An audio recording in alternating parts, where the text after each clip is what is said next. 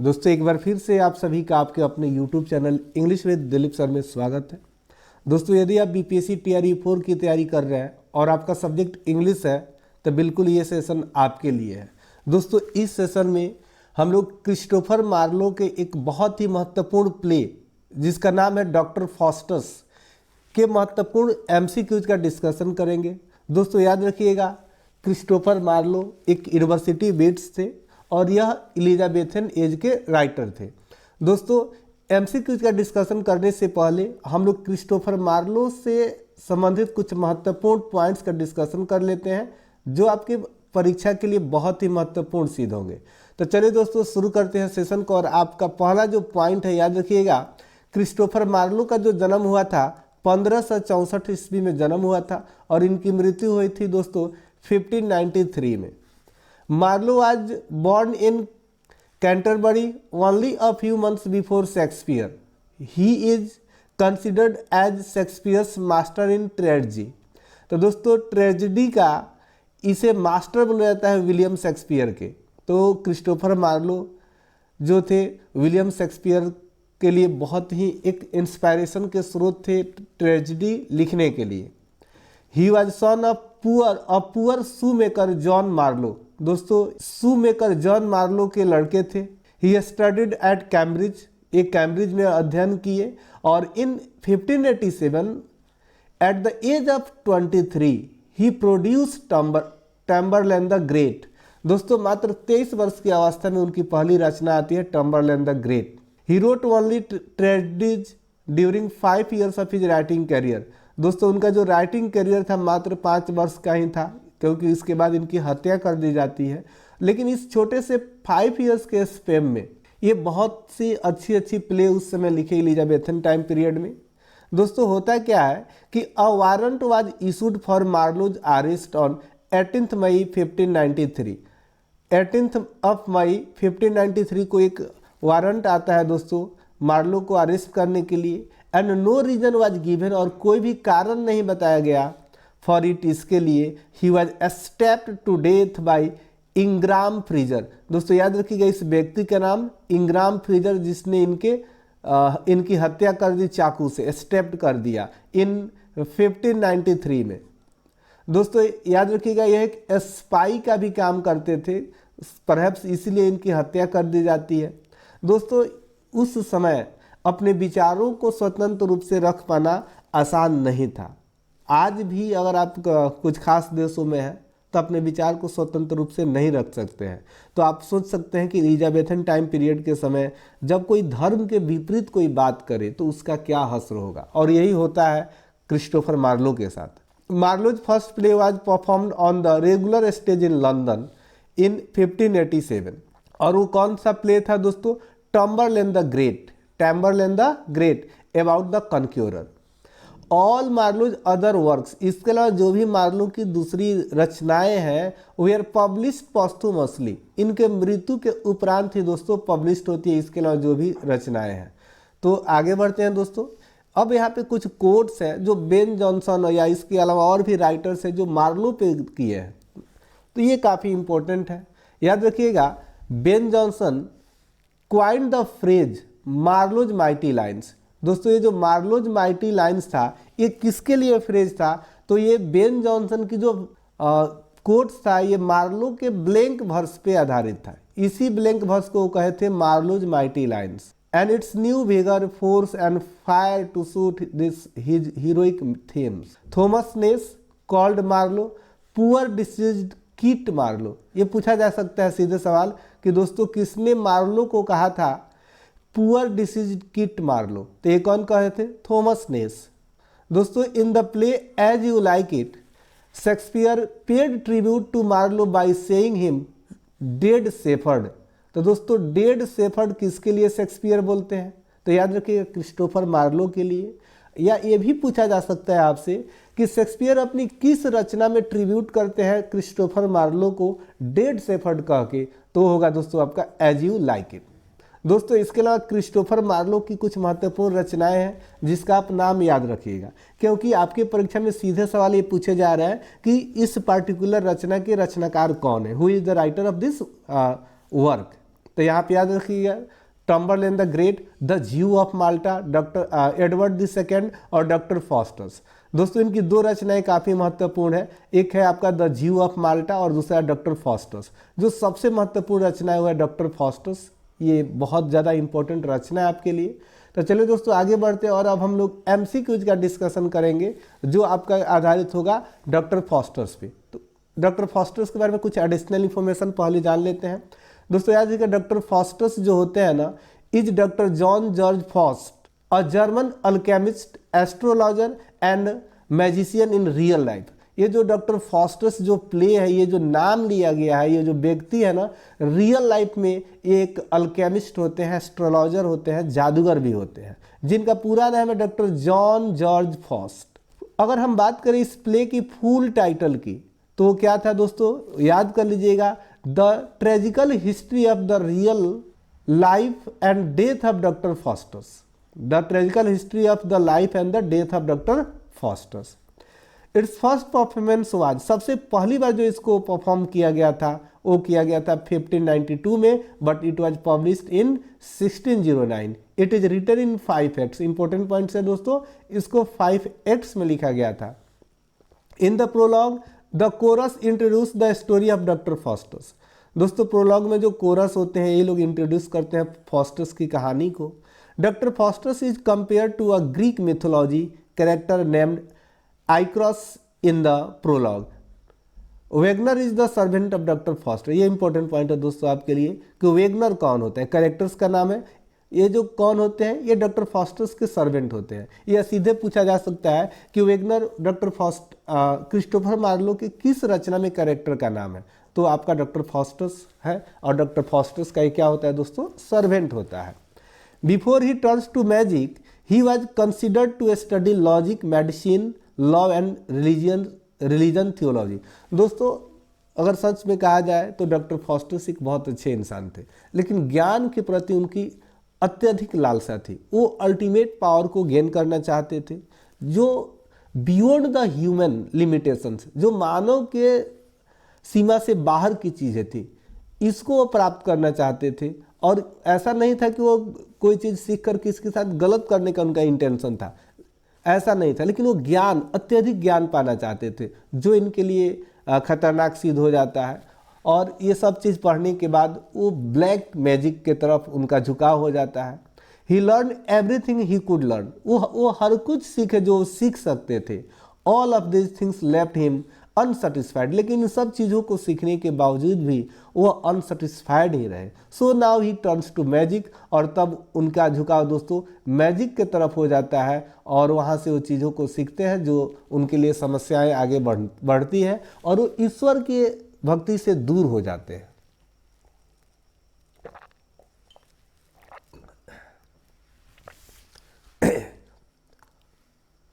दोस्तों अब आपके सामने पहला सवाल है कि who influence Faustus to practise necromancy. Necromancy means क्या होगा दोस्तों, ब्लैक मैजिक। ये कौन इन्फ्लुएंस करते हैं? ऑप्शन है the pope and cardinals, the good angel, Valdes and Cornelius, Wagner या रॉबिन या द ओल्ड मैन। तो दोस्तों यहाँ पे करेक्ट आंसर होगा आपका Valdes and Cornelius.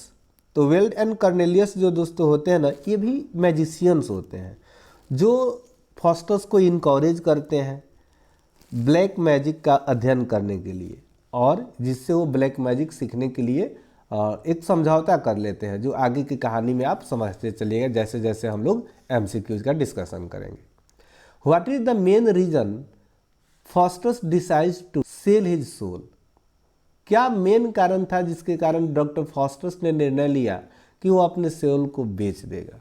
To become the emperor of Rome, to acquire magical powers and unlimited knowledge, to live for ever without suffering, या to rule hell with Lucifer, या to marry Helen of Troy. तो दोस्तों correct answer होगा यहाँ पे B. दोस्तों होता क्या है, ये जो डॉक्टर फॉस्टर्स है ये चाहते हैं मतलब अनलिमिटेड पावर को गेन करना, इसीलिए कह सकते हैं कि Faustus is driven by intellectual ambitions, wanting infinite knowledge and supernatural power beyond human limitations। Only this cause his soul he sells his soul.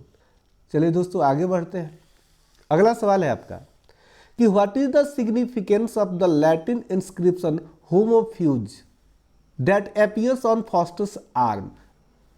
It is a sign of Mephistopheles loyalty, it is a divine warning telling Faustus to escape, या it represents Lucifer's mark of ownership, या it is a spell of immortality, या it is a prophecy about Faustus future? तो दोस्तों यहाँ पे होगा आपका it is a divine warning telling Faustus to escape. दोस्तों ये सवाल बहुत इंपॉर्टेंट है और यहाँ पे एक आपके लिए मोरल लेसन भी है जिसको याद रखिएगा। उस समय कहा गया है होमोफ्यूज। दोस्तों homo fuge means man flee, man flee मतलब भाग जाओ।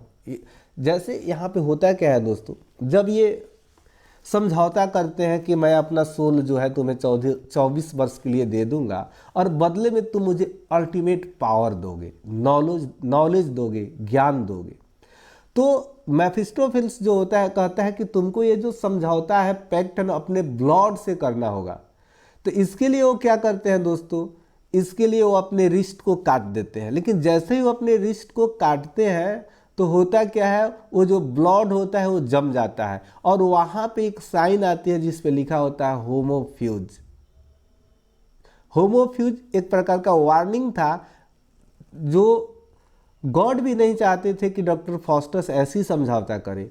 वो वार्निंग देते हैं लेकिन ये नहीं मानते, और नहीं मानने का कारण क्या है, उसी समय जो मेफिस्टोफेल्स थे वह 7 डेडली सीन को आमंत्रित कर देते हैं जो फॉस्टस के ध्यान को भटकाने लगते हैं। ठीक है दोस्तों, और इसे फिर से रिपेंट करने के लिए इसके जो विचार हो रहे थे कि मैं गॉड से माफ़ी मांग लूँ, ये नहीं हो पाता है। चलिए दोस्तों आगे बढ़ते हैं। दोस्तों यदि आप इस चैनल पे नए हैं और अभी तक चैनल को सब्सक्राइब नहीं किया तो प्लीज़ चैनल को सब्सक्राइब कर लीजिए और वीडियो अच्छा लगे तो एक लाइक और एक शेयर दोस्तों अवश्य करिएगा। What does Mephistopheles say about hell? Hell is place under the earth. Hell is where Lucifer rules with joy. Hell is an inescapable state of mind, और hell does not exist, और hell is paradise for sinners. दोस्तों hell is an inescapable state of mind. मेफिस्टोफेल्स कहते हैं कि जो hello है ना, ये क्या है, एक मन की स्थिति है। मतलब आप जहाँ है ना वहीं पे नर्क है यदि आप सही ढंग से नहीं हैं तो। दोस्तों एक्सप्लेन करते हैं, मेफिस्टोफेल्स कहते हैं कि the hell is everywhere. Hello जो है ना वो हर जगह है, इवन ऑन अर्थ, धरती पे भी है, पृथ्वी पर भी है। Because separation from God is eternal torment. यदि आप ईश्वर से विरक्त हैं तो हेल क्या है, हर जगह है, क्योंकि आपके जीने का कोई मापदंड नहीं रह पाएगा। आप किसी भी धर्म के हैं, किसी भी जाति के हैं, यदि आप ईश्वर को मानते हैं तो आप अंडर लिमिट में रहते हैं और आपको मालूम है कि आपका कर्तव्य क्या है, आपको क्या करना है, क्या नहीं करना है। तो चलिए दोस्तों अगला सवाल है आपका कि with supernatural figures does Faustus summon to impress emperor Charles V, Julius Caesar, Alexander the great, Socrates, Helen of Troy और किंग अर्थर? तो करेक्ट आंसर होगा दोस्तों यहाँ पे 5th का B। याद रखिएगा दोस्तों, Faustus uses his magic to summon the ghost of Alexander the great. दोस्तों जब वो मैजिक सीख जाते हैं तो अलेक्जेंडर द ग्रेट के घोस्ट को समन करते हैं, impressing the emperor but using his power for entertainment instead of wisdom. तो चलिए दोस्तों आगे बढ़ते हैं। अगला सवाल है कि what is Faustus greatest sin according to Christian beliefs? Murdering a priest, mocking the pope, his refusal to repent, marrying a demon, या वर्शिपिंग हेलेन ऑफ ट्रॉय? तो दोस्तों करेक्ट आंसर होगा हिज रिफ्यूजल टू रिपेंट। दोस्तों हर कोई चाह रहा था, एक गुड एंजल भी है, एक ओल्ड मैन भी है, ये सभी लोग चाह रहे थे कि डॉक्टर फॉस्टस जो है ना वो अभी भी ईश्वर से माफ़ी मांग ले और सदाचारी बन जाए। जो ये समझौता कर रहा है या कर चुका है मेफिस्टोफेल्स से, उससे इनकार कर दे और ईश्वर से माफ़ी मांग ले, अभी भी ईश्वर इसको माफ़ कर देंगे। लेकिन ऐसा होता नहीं है, इसके मन में विश्वास ही नहीं आता है, जिसके कारण ये माफ़ी नहीं मांग पाते हैं। तो होता क्या है दोस्तों कि doctor Faustus commits the sin of despair, believing that his soul is beyond celebration even the God's mercy is available to him. तो चलिए दोस्तों अगले सवाल की तरफ बढ़ते हैं। अगला सवाल है आपका कि how does Faustus sign his contract with Lucifer. दोस्तों हम इस सवाल का आंसर आप आसानी से दे सकते हैं यदि आप डॉक्टर फॉस्टर्स नहीं भी पढ़े हैं तो, क्योंकि अभी हम लोग इस पर डिस्कस कर चुके हैं। देखिए क्वेश्चन ध्यान से समझिएगा। How does Faustus sign his contract with Lucifer? With a golden seal, with drop of holy water, with the blood of a goat, या विथ हिज ओन ब्लड, या विथ मेफिस्टोफेल्स टीयर्स। तो correct answer होगा दोस्तों यहाँ पे D, with his own blood. दोस्तों doctor Faustus uses his own blood to symbolise the permanent and irreversible nature of his pact with Lucifer. अपने दृढ़ विश्वास को शो करते हैं खून से इस सौदे को साइन करके। अगला सवाल है आपका कि who tries to convince Faustus to repent. कौन से ऐसे लोग हैं दोस्तों जो डॉक्टर फॉस्टर्स को समझाना चाहते हैं कि अभी भी तुम्हारे पास मौका है, अभी भी तुम ईश्वर से माफी मांग लो। लेकिन क्या होता है देखते हैं आगे। The pope, the good angel and the old man, Robin and Ralph, Mephistopheles, या द 7 डेडली सिंस। तो करेक्ट आंसर होगा दोस्तों आपका 8 का बी। यहाँ पे the good angel and the old man होते हैं जो समझाते हैं कि रिपेंट करने का, लेकिन ऐसा हो नहीं पाता है। तो याद रखिएगा कि the good angel represents fosters conscience while the old man urges him to repent even at the last moment। मतलब आखिरी क्षण तक लोग समझाते हैं, ओल्ड मैन जो है ना वो समझाते हैं कि अभी भी फॉस्टर्स मौका है, तुम ईश्वर से माफी मांग लो। अगला सवाल है कि what does Faustus desire from Helen of Troy. Helen of Troy से वो क्या इच्छा रखते हैं? Wisdom, eternal youth, power over grace, a kiss to make him immortal, a magical weapon. तो 9 का दोस्तों करेक्ट आंसर हो जाएगा अ kiss to make him immortal. याद रखिएगा कि फॉस्टर्स आस्क हेलेन, फॉस्टर्स जो है ना हेलेन से कहते हैं कि was this the face that launched 1,000 ships and believes her kiss will make him immortal but it further seals his damnation. दोस्तों ये कोट याद रखिएगा कि डॉक्टर फॉस्टर्स हेलेन से कहते हैं। पूछा जा सकता है कि कौन किससे कहता है, या ये जो पार्टिकुलर कोट्स है ये किस रचना से लिया गया है। याद रखिए सिर्फ इतना कि was this the face that launched 1,000 ships, ये जो कोट है डॉक्टर फॉस्टर्स का है और डॉक्टर फॉस्टर्स कहते हैं हेलेन से। अगला सवाल है दोस्तों कि what happens to Faustus at the end of the play. अंत में क्या होता है? He ascends to heaven, he is granted more time to repent, demons drag him to hell, या he defeats Lucifer and becomes king of hell, या Mephistopheles spares his soul। तो दोस्तों demons drag him to hell। दोस्तों अंत में जैसे ही उनके मन में विचार आता है कि अब हम गॉड से माफ़ी मांग लेते हैं, उसी समय जो आपका डेमन है उन्हें घसीटते हुए हेल में लेकर चला जाता है। अगला सवाल है कि what does Faustus say when he realises he is doomed. I am content with my fate, God will save me at last, oh spare me Mephistopheles, I will burn my books, Helen help me. कहते हैं दोस्तों कि I will burn my books. जैसे कि आप जानते हैं कि वह एक मैजिक ब्लैक मैजिक सीख रहे थे, इसके लिए वह पुस्तक पढ़ रहे थे। जब इनको रियलाइज होती है कि नहीं मैं फंस चुका हूँ, तब वो डिसीजन लेते हैं कि नहीं मैं अपने बुक को जला दूंगा। तो याद रखिएगा कि in his final moments fosters regrets his love for forbidden knowledge symbolised by his books of magic, so he decided to burn it. तो दोस्तों यदि वीडियो आपको अच्छा लग रहा है तो प्लीज़ एक लाइक करिएगा, एक शेयर करिएगा, क्योंकि आपके एक लाइक और एक शेयर से हमारा जो उत्साह है वो दुगुना हो जाता है और मैं जान पाता हूँ कि मैं जो पढ़ा रहा हूँ आपको कैसा लग रहा है। तो जरूर दोस्तों वीडियो को लाइक करिएगा और शेयर भी करिएगा। What role does the chorus play in the play? narrates and provides moral lessons, summons Lucifer, warns Faustus and Mephistopheles, encourages Faustus to sin या tries to kill Faustus। तो correct answer होगा दोस्तों यहाँ पे narrates and provides moral lesson।